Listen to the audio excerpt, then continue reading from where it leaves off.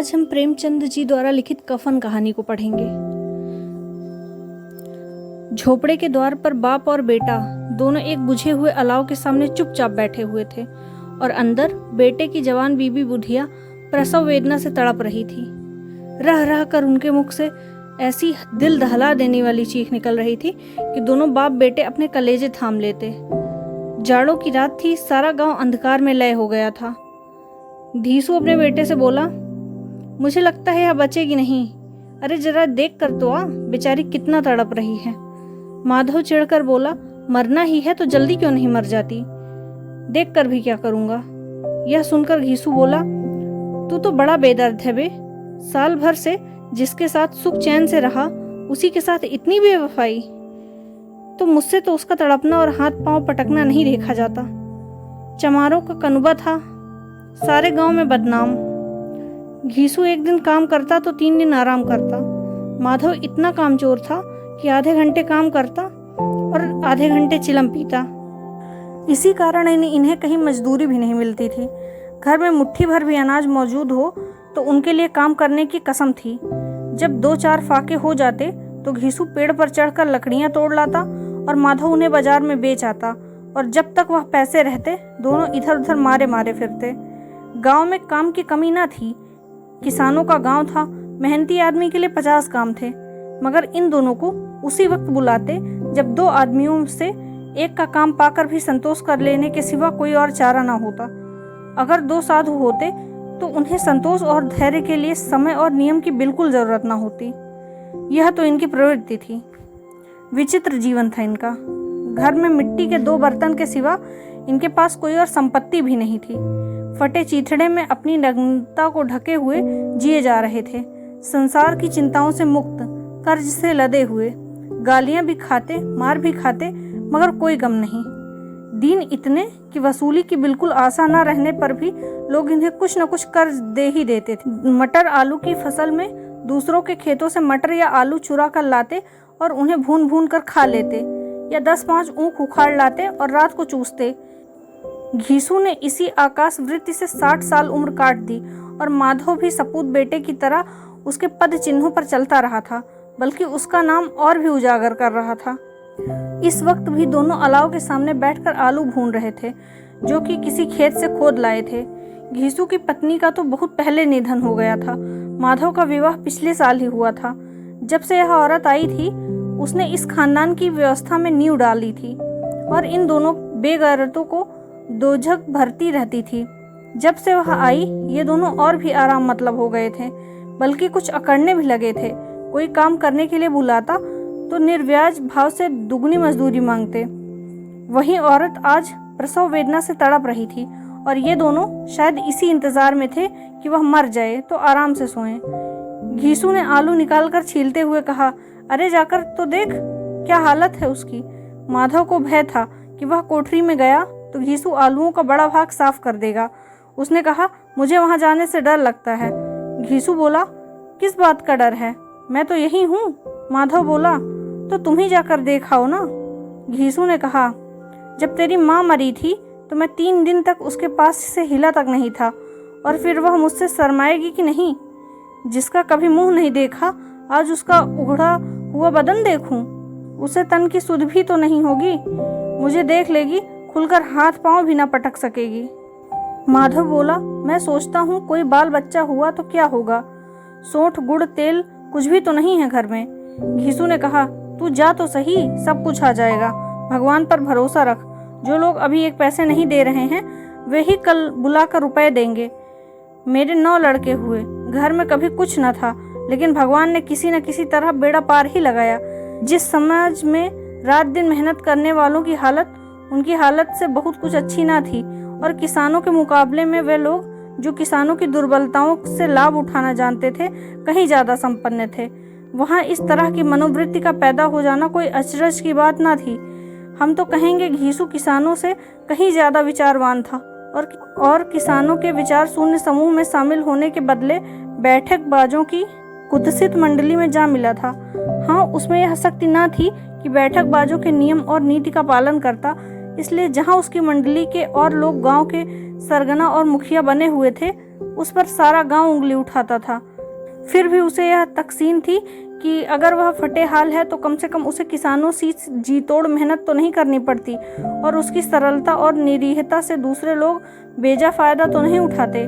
दोनों आलू निकाल निकाल कर जलते जलते खाने लगे। कल से कुछ नहीं खाया था, इतना सब्र ना था कि ठंडा हो जाने दे।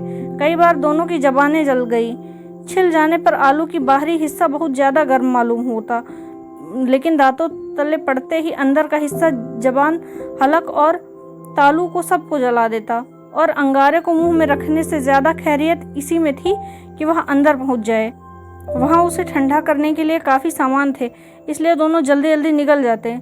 हालांकि इस कोशिश में उनकी आंखों से आंसू निकल आते। घीसू को उस समय ठाकुर की बारात याद आई, जिसमें 20 साल पहले वह गया था। उस दावत में उसे जो तृप्ति मिली थी वह उसके जीवन में एक याद रखने लायक बात थी, और आज भी उसकी याद ताजी थी। बोला, मैं वह भोज नहीं भूलता। तब से फिर उस तरह का खाना पेट भर नहीं मिला। लड़की वालों ने सबको भर पेट पूड़ियाँ खिलाई थी। सबको, छोटे बड़े सब ने पूड़ियाँ खाई थी, वो भी देसी घी की। चटनी, रायता, 3 तरह के साग, एक रसेदार तरकारी, दही, चटनी, मिठाई। अब क्या बताऊं, उस भोज में क्या स्वाद मिला। कोई रोक टोक नहीं थी, जो चीज़ चाहो मांगो, जितना चाहो खाओ। लोगों ने ऐसा खाया कि किसी से पानी न पिया गया। मगर परोसने वाले हैं कि पत्तल से गर्म गर्म गोल गोल सुवासित कचौड़ियाँ डाल देते हैं। मना करते हैं कि नहीं चाहिए, पत्तल पर हाथ से रोके हुए हैं, मगर वह हैं कि दिए जाते हैं। और जब सब ने मुंह धो लिया तो पान इलायचियाँ भी मिली, मगर मुझे पान लेने की कहाँ सुध थी। खड़ा हुआ न जाता था, चटपट जाकर अपने कंबल पर लेट गया था। ऐसा दिल दरिया वाला था ठाकुर। माधव ने इन पदार्थों का मन ही मन मजा लेते हुए कहा, अब हमें कोई ऐसा भोजन नहीं खिलाता। घीसू बोला, अब कोई क्या खिलाएगा, वह जमाना दूसरा था। अब तो सबको किफ़ायत सूझती है। शादी ब्याह में मत खर्च करो, क्रियाकर्म में मत खर्च करो। पूछो, गरीबों का माल बटोर बटोर कर कहाँ रखोगे। बटोरने में तो कमी नहीं है, हाँ खर्च में किफ़ायत सूझती है। आलू खाकर दोनों ने पानी पिया और वहीं अलाव के सामने अपनी धोतियाँ ओढ़कर पेट पाँव से पे डालकर सो गए। बुधिया अभी तक कराह रही थी। अगले दिन सवेरे माधव ने कोठरी में जाकर देखा तो उसकी पत्नी मर चुकी थी। उसके मुंह पर मक्खियाँ भिनभिना रही थी। सारा शरीर धूल से लथपथ हो गया था। पेट का बच्चा भी मर गया था। माधव भागा हुआ घीसू के पास आया, फिर दोनों जोर जोर से रोने लगे। जब पड़ोस वालों ने यह रोना धोना सुना तो वह दौड़ते आए और पुरानी मर्यादा के अनुसार उन अभागों को समझाने लगे, लेकिन ज़्यादा रोटने पीटने का अवसर न था। कफन की और लकड़ी की फिक्र करनी थी। घर में तो पैसे इस तरह गायब थे जैसे चील के घोंसले में मांस। बाप बेटे रोते हुए गांव के जमींदार के पास गए। वह इन दोनों की सूरत से नफरत करते थे। कई बार इन्हें अपने हाथों से पीट चुके थे। चोरी करने के लिए, वादे पर काम पर न जाने के लिए। जमींदार ने पूछा, क्या बात है घिसुआ, रो क्यों रहे हो? अब तो तू कहीं दिखाई भी नहीं देता, लगता है इस गांव में रहना ही नहीं चाहता। घीसू रोते हुए बोला, सरकार बड़ी विपत्ति में हूँ। माधव की घरवाली रात को गुजर गई। रात भर तड़पती रही सरकार। हम दोनों उसके सिराने बैठे रहे। दवा दारू जो कुछ हो सका वह सब कुछ किया, मुदा वह हमें दगा दे गई। अब कोई एक रोटी देने वाला भी नहीं रहा सरकार। हम तबाह हो गए। अब आपके सिवा कौन उसकी मिट्टी पार लगाएगा? हमारे हाथ में जो कुछ था वह तो दवा दारू में उड़ गया। अगर सरकार की दया होगी तो उसकी मिट्टी उठेगी। आपके सिवा मैं किसके द्वार पर जाऊं? जमींदार साहब बहुत दयालु व्यक्ति थे, लेकिन घीसू पर दया करना काले कंबल पर रंग चढ़ाने जैसा था। जी में तो आया, कह दें कि चल दूर हो यहाँ से। वैसे तो बुलाने पर भी कभी नहीं आता। आज जब गरज पड़ी है तो आकर खुशामद कर रहा है, हरामखोर कहीं का बदमाश। लेकिन यह क्रोध या दंड का अवसर न था। जी में कुटते हुए 2 रुपए निकाल कर फेंक दिए, लेकिन सांत्वना का एक शब्द भी मुंह से न निकला हो। उसकी तरफ ताका तक नहीं, जैसे सिर का बोझ उतारा हो। जब जमींदार साहब ने 2 रुपए दिए तो गांव के बनिए महाजनों को इनकार का साहस कैसे होता। किसी ने 2 आने दिए, किसी ने 4 आने। 1 घंटे में घीसू के पास 5 रुपए की अच्छी रकम जमा हो गई। कहीं से अनाज मिल गया, कहीं से लकड़ी। दोपहर को घीसू और माधव दोनों बाजार से कफन लाने चले गए। बाजार में पहुंचकर घीसू बोला, लकड़ियां तो उसे जलाने भर की मिल गई। क्यों माधव? माधव बोला, हाँ लकड़ी तो बहुत है, अब कफन भी तो चाहिए। घीसू, तो चलो कोई हल्का सा कफन ले लें। माधव, हाँ और क्या, लाश उठते उठते रात हो जाएगी, रात को कफन कौन देखता है। घीसू, कैसा बुरा रिवाज है, जिसे जीते जी तन ढकने को चिथड़ी नसीब हुई, उसे मरने पर नया कफन चाहिए। माधव, कफन लाश के साथ जल ही तो जाता है। घीसू, और क्या रखा जाता है, यही 5 रुपए पहले मिलते तो दवा दारू करा लेते। दोनों एक दूसरे के मन की बात पर ताड़ रहे थे। बाजार में इधर उधर घूमते रहे, कभी इस दुकान पर गए तो कभी उस दुकान पे। तरह तरह के रेशमी और सूती कपड़े देखे, मगर कोई पसंद नहीं आया। यहाँ तक कि शाम हो गई जब दोनों न जाने किसी दैवी प्रेरणा से एक मधुशाला के सामने जाकर पहुंचे और जैसे किसी पूर्व निश्चित व्यवस्था से अंदर चले गए। वहां जरा देर तक दोनों असमंजस में खड़े रहे। फिर घीसू ने गद्दी के सामने जाकर कहा, साहू जी एक बोतल हमें देना। उसके बाद कुछ चिखौना लिया, तली हुई मछली आई और दोनों बरामदे में बैठकर शांतिपूर्वक पीने लगे। कई कुज्जियाँ ताबड़तोड़ पीने के बाद दोनों सरूर में आ गए। घीसू बोला, कफन लगाने से क्या मिलता है, आखिर जल ही तो जाता है, कुछ बहू के साथ तो न जाता। माधव आसमान की ओर देखता हुआ बोला, मानव देवताओं को अपनी निष्पक्षता का साक्षी बना रहा हो, दुनिया का दस्तूर है, नहीं लोग बामनों को हजारों रुपए क्यों देते, कौन देखता है परलोक में मिलता है या नहीं। घीसू, बड़े आदमियों के पास धन है, फूके, हमारे पास फूकने को यही है क्या। माधव, लेकिन लोगों को क्या जवाब दोगे, लोग पूछेंगे नहीं कफन कहाँ है। घीसू हंसते हुए बोला, अबे कह देंगे कि रुपए कमर में से खिसक गए, बहुत ढूंढा मिले नहीं, लोगों को विश्वास ना आएगा, लेकिन फिर वही रुपए देंगे। इस अनपेक्षित सौभाग्य पर माधव भी हंसते हुए बोला, बड़ी अच्छी थी बेचारी, मरी तो खूब खिला पिलाकर, आधी बोतल से ज्यादा उड़ गई। घीसू ने 2 सेर पूड़ियाँ मंगाई, चटनी अचार कलेजियाँ। शराब खाने के सामने ही दुकान थी। माधव लपक कर 2 पत्तलों में सारा सामान ले आया। पूरा 1.5 रुपए खर्च हो गया, सिर्फ थोड़े ही पैसे बचे रहे। दोनों इस समय शान से बैठकर पूड़ियाँ खा रहे थे, जैसे जंगल में कोई शेर अपना शिकार उड़ा रहा हो। न जवाबदेही का खौफ, न बदनामी की फिक्र, इन सब भावनाओं को उन्होंने बहुत पहले ही जीत लिया था। घीसू दार्शनिक भाव से बोला, हमारी आत्मा प्रसन्न हो रही है तो क्या उसे पुण्य न होगा। माधव ने श्राद्ध से सिर झुकाकर तस्दीक दी, जरूर होगा प्रभु, तुम अंतर्यामी हो, उसे बैकुंठ ले जाना, हम दोनों हृदय से आशीर्वाद दे रहे हैं। आज जो भोजन मिला वह कभी जिंदगी भर न मिला था। कुछ क्षण बाद माधव के मन से एक शंका जागी। बोला, क्यों बापू, हम लोग भी एक न एक दिन वहां जाएंगे ही। घीसू ने माधव के इस सवाल पर कोई जवाब न दिया। वह परलोक की बातें सोचकर इस आनंद में बाधा नहीं डालना चाहता था। तब माधव बोला, अगर वहां हम लोगों से पूछें कि तुमने हमें कफन क्यों नहीं दिया तो क्या कहोगे। घीसू, कहेंगे तुम्हारा सिर। माधव, पूछेगी तो जरूर। घीसू, तुम्हें कैसे पता कि उसे कफन ना मिलेगा, तू मुझे ऐसा गधा समझता है, 60 साल क्या दुनिया में घास खोदता रहा हूँ, उसको कफन मिलेगा और बहुत अच्छा मिलेगा।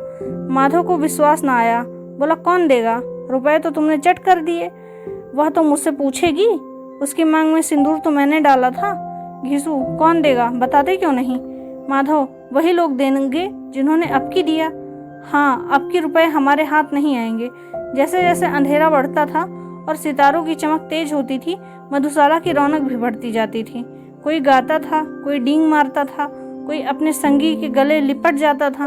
वहाँ के वातावरण में सरूर था, हवा में नशा। कितने तो यहाँ आकर एक चुल्लू में मस्त हो जाते थे। शराब से ज्यादा यहाँ की हवा उन पर नशा करती थी। जीवन की बाधाएं यहाँ खींच लाती थी और कुछ देर के लिए भूल जाते थे कि वे जीते हैं या मरते, या ना जीते हैं या ना मरते। और यह दोनों बाप बेटे अब भी मजे ले लेकर चुस्कियां ले रहे थे। सबकी निगाहें इन्हीं ओर जमी हुई थी। दोनों कितने भाग्यशाली हैं, पूरी बोतल बीच में है। भरपेट खाकर माधव ने बची हुई पूड़ियों का पत्तल उठाकर एक भिखारी को दे दिया, जो खड़ा इनकी ओर भूखी नजरों से देख रहा था और देने के गौरव, आनंद और उल्लास को अपने जीवन में पहली बार अनुभव किया। घीसू ने कहा, ले जा, खूब खा और आशीर्वाद दे। जिसकी कमाई है वह तो मर गई, मगर तेरा आशीर्वाद उसे जरूर पहुंचेगा। रोए से रोए आशीर्वाद दो, बड़ी गाढ़ी कमाई के पैसे हैं। माधव ने फिर आसमान की ओर देखा और कहा, वह बैकुंठ में जाएगी बापू, बैकुंठ की रानी बनेगी वह। घीसू खड़ा हो गया और जैसे उल्लास की लहरों में तैरता हुआ बोला, हाँ बेटा, बैकुंठ में जाएगी। किसी को सताया नहीं, किसी ने दबाया नहीं। मरते मरते हमारी जिंदगी की सबसे बड़ी लालसा पूरी कर गई। वह न बैकुंठ में जाएगी तो क्या ये मोटे मोटे लोग जाएंगे जो गरीबों को दोनों हाथों से लूटते हैं और अपने पाप को धोने के लिए गंगा में नहाते हैं और मंदिरों में जल चढ़ाते हैं। श्रद्धालुओं का यह रंग तुरंत ही बदल गया। अस्थिरता नशे की खासियत है। दुख और निराशा का दौर हुआ। माधव बोला, मगर बापू, बेचारी ने जिंदगी भर बड़ा दुख भोगा, कितना दुख झेल कर मरी। यह कहकर वह दोनों जोर जोर से रोने लगे। फिर घीसू ने उसे समझाते हुए कहा, क्यों रोता है बेटा? खुश हो कि वह माया जाल से मुक्त हो गई, जंजाल से छूट गई। बड़ी भाग्यवान थी जो इतनी जल्दी माया मोह के बंधन तोड़ दिए। और फिर दोनों खड़े होकर गाने लगे, ठगनी क्यों नैना झमकावे ठगनी। पियक्कड़ों की आंखें इनकी ओर लगी हुई थी और यह दोनों अपने दिल में मस्त गाए जाते थे। फिर दोनों नाचने लगे, उछले भी, कूदे भी, गिरे भी, मटके भी, भाव भी बताए, अभिनय भी किए और अंत में मस्त होकर वहीं लुढ़क गए। धन्यवाद।